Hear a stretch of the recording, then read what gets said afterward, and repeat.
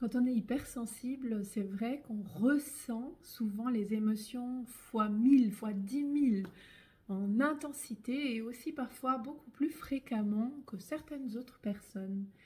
Et ça peut être à la fois mais génial parce que la joie, elle est décuplée par rapport à quelqu'un d'autre peut-être.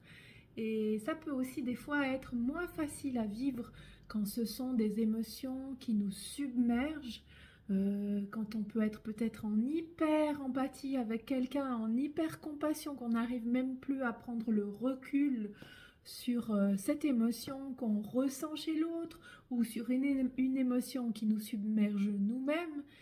Et quand c'est quelque chose qui est difficile à vivre, on peut se poser la question, qu'est-ce que je peux faire pour réussir à lâcher un petit peu sur ces émotions?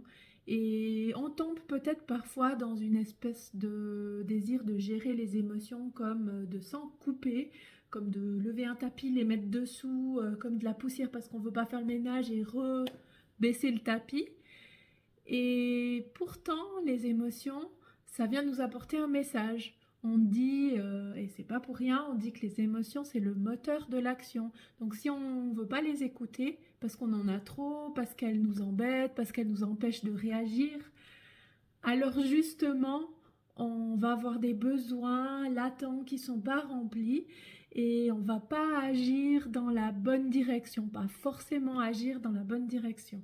Si toi, tu as besoin de conseils, d'astuces pour l'accueil des émotions, entre autres, tu peux aller en légende et lire les astuces concrètes que je t'ai données.